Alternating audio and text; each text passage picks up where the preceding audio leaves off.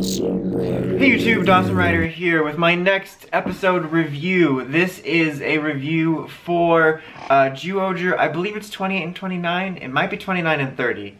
I'm like 70% sure it's 28 and 29. But anyway, it'll be right in the description, probably. I mean, both present and past me are idiots, so who knows, guys. But anyway, the main point of those episodes is they are Sentai episodes 100. Yes, it's episode 100, guys.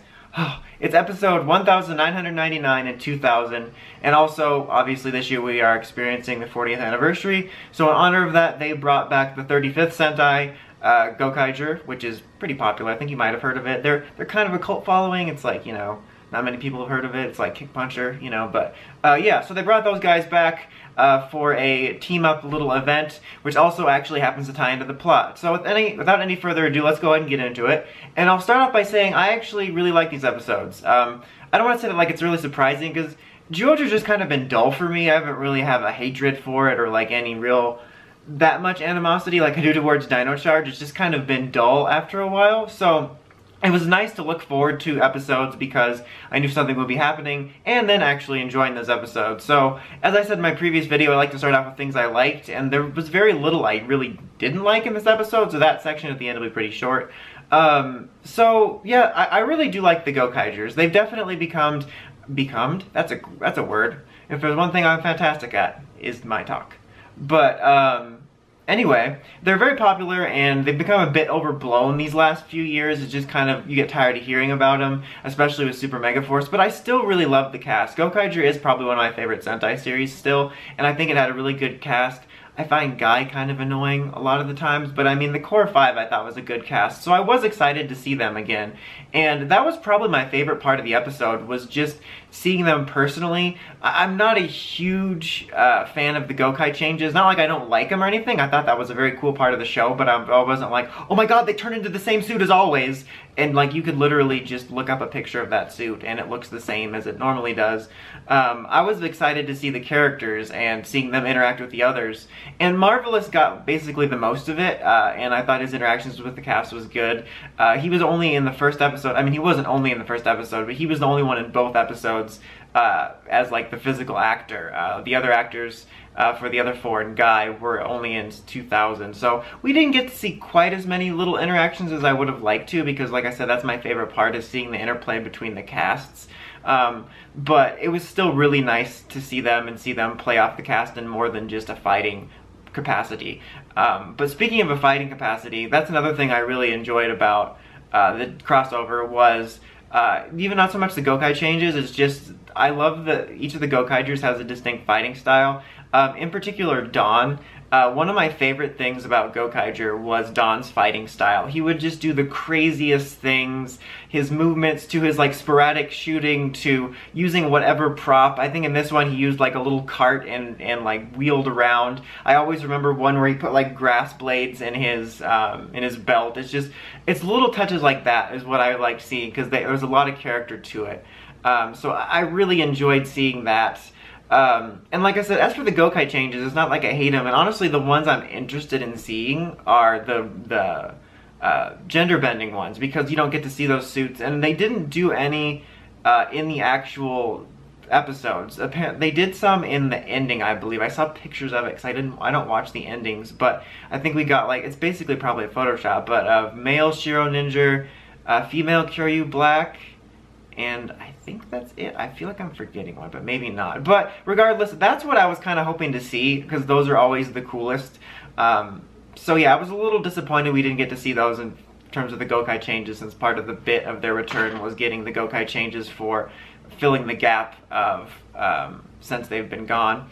But yeah, so there's that. And also, something interesting about this episode was it wasn't like we took time away from Zyuohger's plot, which they very rarely get to, but to, you know, do this crossover. Sometimes when you have crossovers, you know, well, it's like an oasis and we're just kind of taking a little vacation.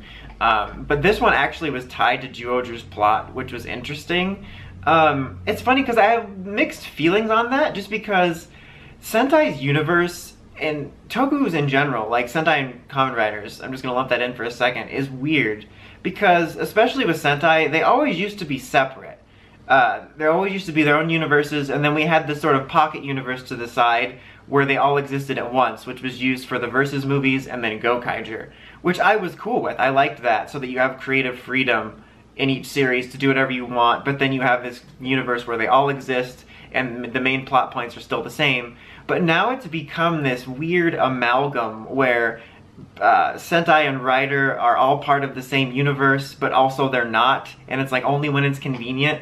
I think Gokaiger opened the door for that, and then like last year with Ninja we had all kinds of cameos and stuff, so I just think it's kind of a hot mess. So I wasn't sure how I felt about Gokaiger's having a instrumental role in a major Zyuohger plot development, just because it's so inconsistent on whether or not previous series or neighboring series are canon. But I liked the way it was done, and honestly, upon like thinking about it further, it's probably more interesting that they went this way, because had the Gokaigers not been involved, it probably would have just amounted to them visiting that giant champion symbol and being like, oh hey look, we never noticed there was this glowing thing before, or maybe Bunglei stumbling upon it and then being like, nay, thief, and then, you know, trying to steal it from him. So it was a much more interesting route. It was kind of funny that like they found it and it made it seem like they were complete idiots because Marvelous found the whale morpher thing in like 5 seconds. But yeah, I kind of rambled about that, but it's just kind of a weird thing with the continuity, and I felt like talking about that. But I thought it was done in a kind of a neat way. It was very fitting of the way the Gokaigers behaved, that like Marvelous would want this treasure, or seemingly want it, and keeping it away because that's kind of the way they were. But it was pretty obvious it was sort of a test because of the way they changed. So I liked the way it was done in that respect. In terms of Zyuohger's storyline, I liked what we got there, the origins of like the first Zyuohger. There's some bits about the origins of the powers in the Juman world that I feel are a bit muddled, and it seems funny that like this old whale Juman was defending the Earth, and so the Earth believed in him and gave him a whale gun morpher. It's just, that's like classic Togu logic. But other than some bits being fuzzy, I did like the mythology that added to Zyuohger, and it got things moving a little bit, and I love the Zyuohger whale suit, which is neat.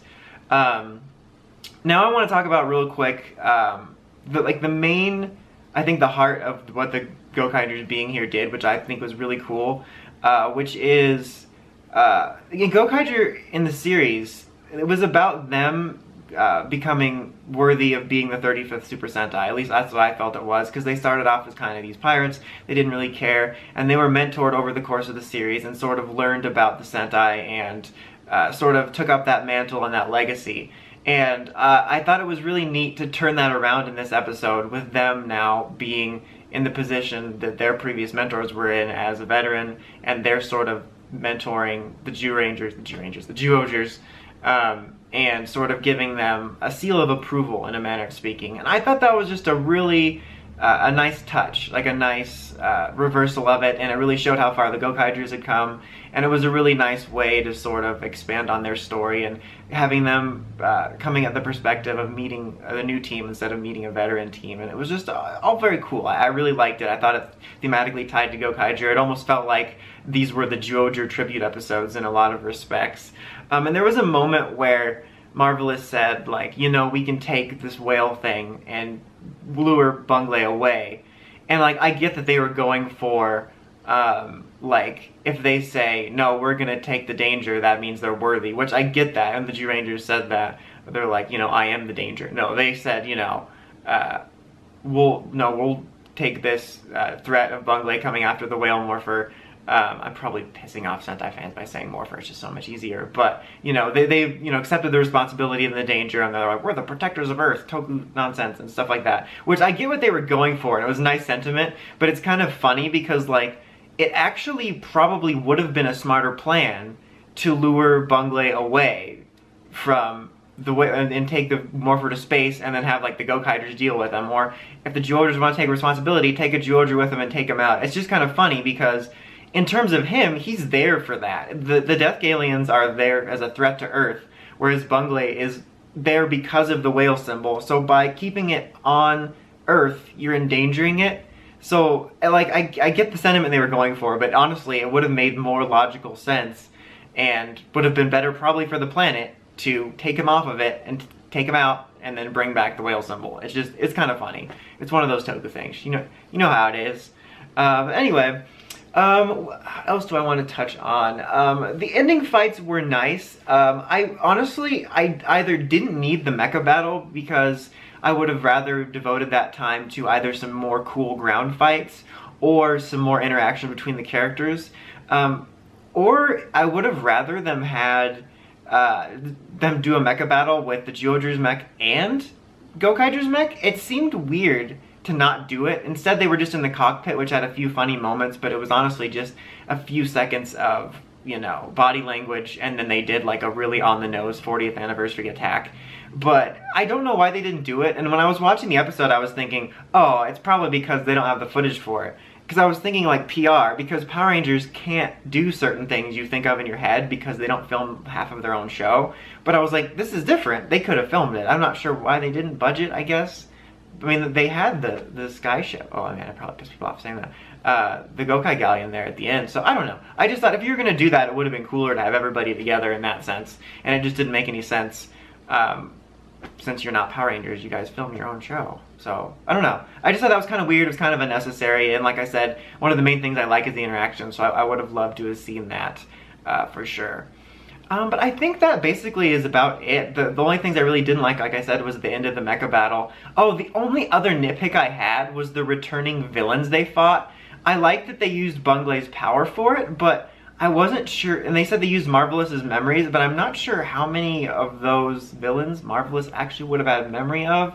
I know there's a couple he probably would because of the series and the movies. It's all unclear to me because all the crossover movies are such a muddled mess that I forget them. So maybe like in the comments if you know, but that seemed like a bit of a stretch.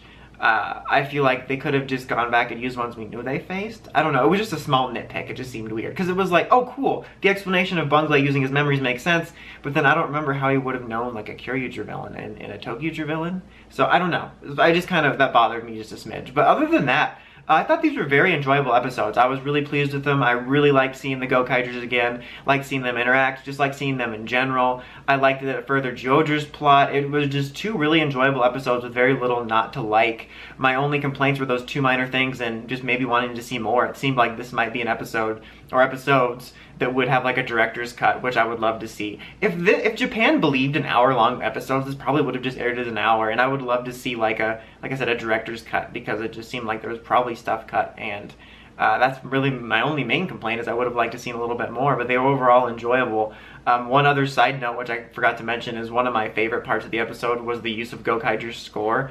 In particular, when the other four arrived in episode 1999, and then during the final battle, I loved Gokaiger's score, and especially that epic score that plays usually when they arrive on a battle scene. It gave me chills, and that was another nice touch. I just really wanted to mention that before I got it. But yeah, so before I ramble any further, overall, just two really nice, enjoyable episodes. I probably give them both 4 out of 5. Definitely check them out if you haven't. If you don't care about spoilers and you haven't watched Zyuohger yet and you're wanting to see the Gokaigers, then go ahead and watch them. Maybe it'll give you a taste if you like Zyuohger.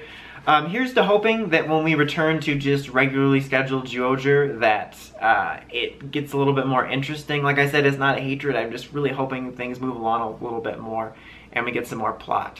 But anyway, that's about it. Thanks for watching. Until next time, don't forget to like, comment, subscribe, and check out the crazy podcast at writersrangerambles.com. Until next time, Dawson Ryder, signing out.